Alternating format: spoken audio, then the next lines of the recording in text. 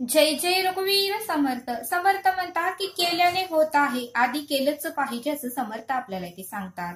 आणि म्हणून समर्थ म्हणतात की कोणतंही काम केलं आणि मनावर घेतलं तर ते काम 100% होतं. फक्त आपण ते काम मनावर घेत नाही आणि म्हणून ते काम पेंडिंग राहतं असं समर्थ आपल्याला इथे सांगतात. आणि म्हणून समर्थ म्हणतात की आपला आळस हाच आपला शत्रू आहे. आणि म्हणूनच समर्थ म्हणतात की तुझं आहे तुझं पाशी, परंतु तू जागा चुकलाशी असं समर्थ आपल्याला इथे सांगतात. आणि म्हणूनच समर्थ म्हणतात की केल्याने होत आहे, आधी केलंच पाहिजे असं समर्थ आपल्याला इथे सांगतात.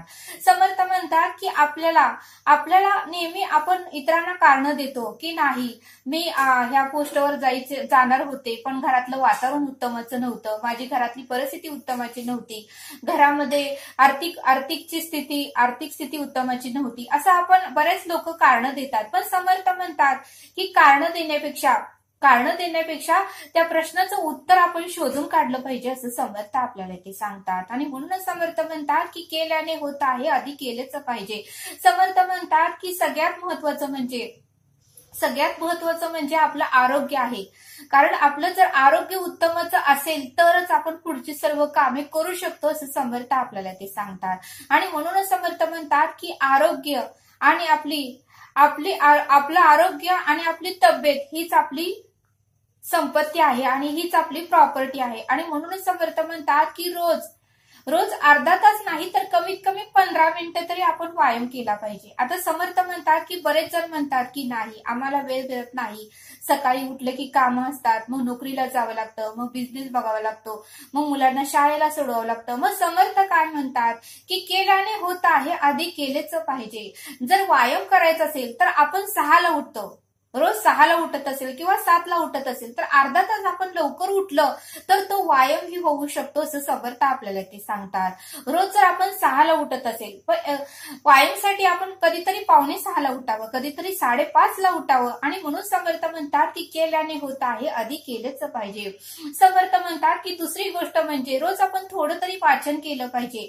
कारण वाचन केल्यामुळे ज्या व्यक्तीने ते पुस्तक लिहून ठेवलेलं असतं त्या व्यक्तीचं संपूर्ण आयुष्याचा लेखाजोखा त्या पुस्तकामध्ये लिहिलेला असतो. आणि आपण फक्त 15 मिनिटं ते पुस्तक वाचतो आणि त्या व्यक्तीचा सर्व आयुष्याचा अनुभव आपल्याला फक्त 15 मिनिटात मिळतो.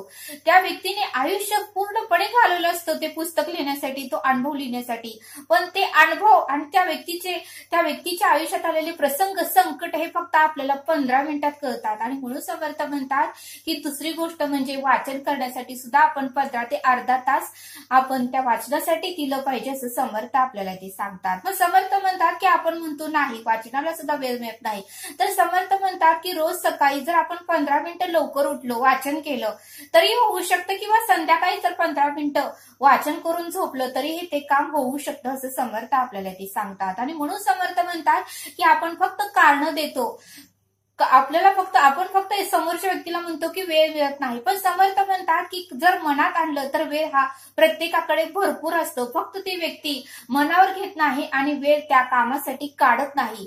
आता समर्थ म्हणतात की अर्धा तास आपल्याला एखादे काम करून मिळालेलं असतो, 1 तास एखादं काम करून मिळालेलं असतो, पण त्या वेळामध्ये आपल्याला काहीतरी चांगलं करावं, व्यायाम करावं, पुस्तक वाचावं किंवा काहीतरी नवीन शिकावं असं आपल्याला वाटत नाही, तर आपले लगे हात मोबाईलकडे जातात आणि त्यामुळे आपण तिथं त्या मोबाईलमध्ये 1-1 तास गेलेलेही आपल्याला कळत नाही. आपण इतरांना कारण देतो की वेळच मिळत नाही असं समर्थ आपल्याला ते सांगतात.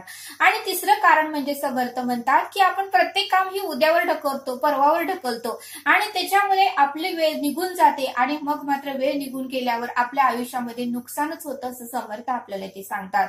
आणि म्हणून समर्थ म्हणतात की काय करा ते आता करा, जाती घडी सार्थक साधा. आता उद्याचं काम उद्यावर ढकलण्यापेक्षा आज करायचं, आजचं काम आता 1-2 तासावर ढकलण्यापेक्षा आज ताबडतोब करायचं म्हटले समर्थ, म्हणजे ते काम कम्प्लीट होतं आणि आपल्याला एक उत्तमाची सवय लागते आणि आपल्यामध्येही सकारात्मक विचार येतात, आपल्यामध्येही कॉन्फिडन्स येतो असं समर्थ आपल्याला ते सांगतात.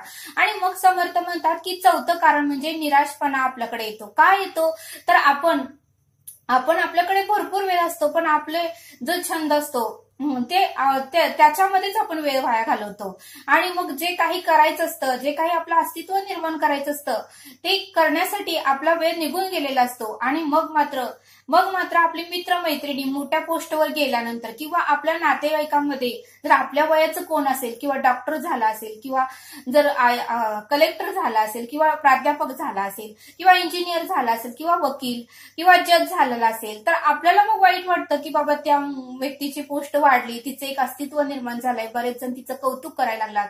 मग आपण एखादी व्यक्ती ही वेळ वाया घालून तिचं आयुष्य वाया घालवते आणि मग तिच्या आयुष्यातून शिक्षणाचं जे काही काळ असतो तो निघून गेलेला असतो आणि मग मात्र पश्चाताप होतो, मग मात्र वाईट वाटतं आणि त्यातूनच मग निगेटिव्ह विचार येतात, त्यातूनच नैराश्य येतं आणि मग मात्र ती व्यक्ती आत्महत्या करायचा विचार करते. मग समर्थ म्हणतात की आत्महत्या करून तर पुढे काही सुख आहे का म्हटले.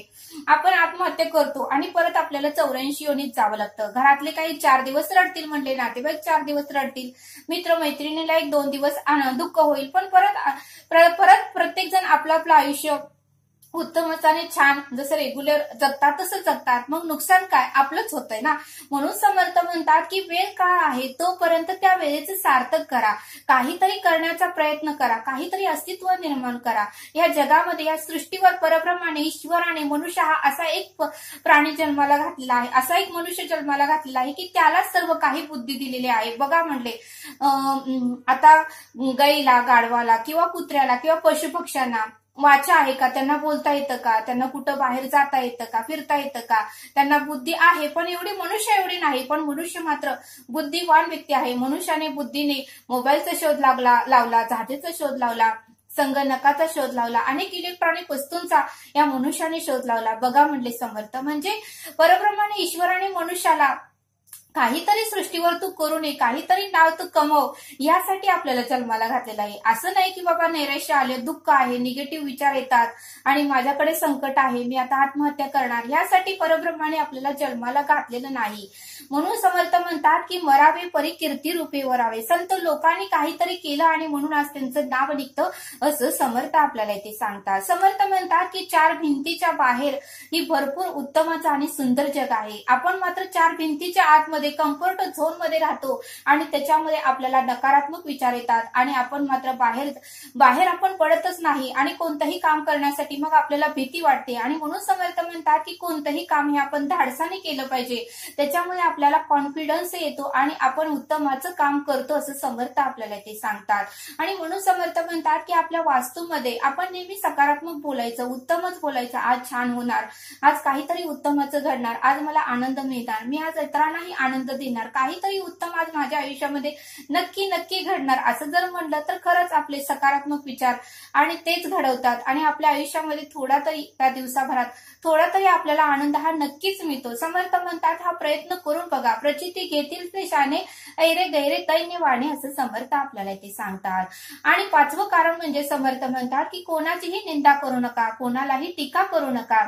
आपल्यातही गुण असतात, आपल्यातही अवगुण असतात.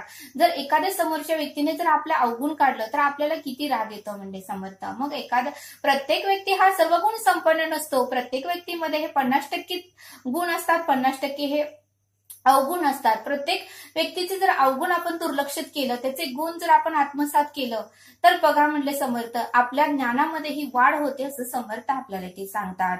समर्थ म्हणतात की आपण म्हणतो की नाही मला आज उपासना करायला वेळ मिळाला नाही, मला भरपूर काम होते, मी नाही करू शकत, मला वेळ भेटतच नाही. मग समर्थ म्हणतात की उपासनेसाठी सुद्धा आपण अर्धा तास वेळ काढून ठेवला पाहिजे. रोज सकाळी तरी अर्धा तास उपासनेसाठी उठलं पाहिजे आणि संध्याकाळी झोपताना तरी अर्धा तास आपण उपासना करून झोपलं पाहिजे की जेणेकरून आपण उत्तमाचं राहू, आपल्याला कोणत्याही प्रकारची व्याधी होऊ नये, कोणत्याही प्रकारचा त्रास होऊ नये.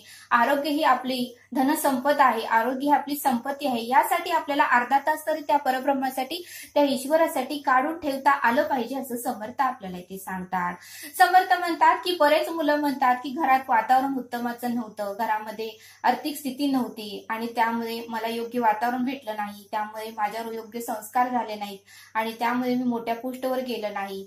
हे कारण द्यायचं थांबवा म्हणले समर्थ केल्याने होत आहे आधी केलेच पाहिजे असं समर्थ आपल्याला इथे सांगतात. ज्या व्यक्तीची काही करायची इच्छाच नसते तीच व्यक्ती अशी कारणं देतात असं समर्थ आपल्याला इथे सांगतात. समर्थ म्हणतात की आज मोठ्या पदावरही किती जण आहेत.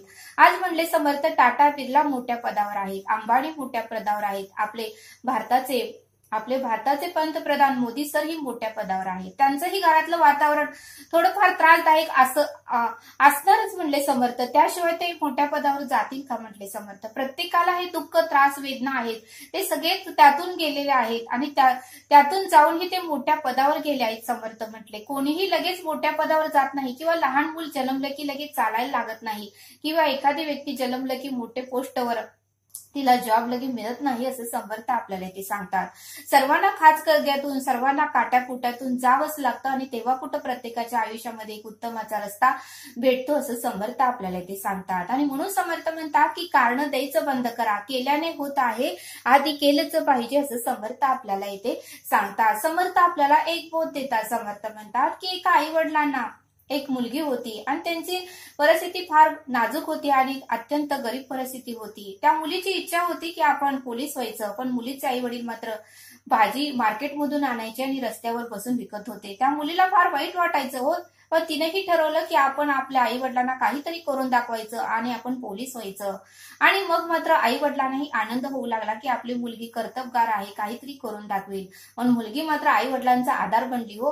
घरातील सर्व काही कामं करत होती, संध्याकाळची कामं करत होती, पहाटे लवकर उठून ती अभ्यास करत होती, संध्याकाळी अभ्यास करत होती. आई वडील भाजी विकून परत घरी आले की त्यांची सेवा करत होती, त्यांना जेवायला देत होती, पाणी देत होती, त्यांचे पाय दाबत होती. जवळजवळ ती आई वडिलांसाठी फक्त पुंडलिक रोहिदास आणि श्रावण पाळच होती असं समर्थ आपल्याला ते सांगतात. आणि असं कष्ट त्रास सहन करून एक दिवस ती पोलीसही झाली असं समर्थ आपल्याला ते सांगतात.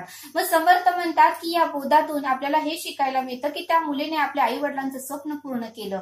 बघा म्हणले त्या मुलीच्याही आयुष्यामध्ये आर्थिक परिस्थिती उत्तमाची नव्हती, घरातलं वातावरण उत्तमाचं नव्हतं, आई वडील हे भाजी मार्केटमधून आणून रस्त्यावर जाऊन विकत होते. बघा म्हणले समर्थ अशा परिस्थितीही त्या मुलीने जिद्द सोडली नाही, चिकाटी सोडली नाही, सकारात्मक विचार सोडलं नाही, स्वतःचं अस्तित्व निर्माण करायचं सोडलं नाही. तिनं सर्व परिस्थितीला सामोरे जाऊन आपल्या आई वडिलांची सेवा करून आपल्या आई वडिलांसाठी फक्त पुंडलिक रोहिदास श्रावणबाळ होऊन तिनं पोलीस पद हे प्राप्त करून घेतलं असं समर्थांनी आपल्याला इथे सांगितलं. आणि म्हणून समर्थ म्हणतात की कारण देऊ नका, आयुष्य फक्त एकदाच मिळतं, घडी ने घडी काळ आयुष्य नेतो देहांती, तुला कोण सोडू पाहतो. आणि म्हणून समर्थ म्हणतात की केल्याने होत आहे आधी केलंच पाहिजे असं समर्थांनी आपल्याला येथे समजावून सांगितलं. तरी आता आपण येथेच थांबू. धन्यवाद. जय सद्गुरू.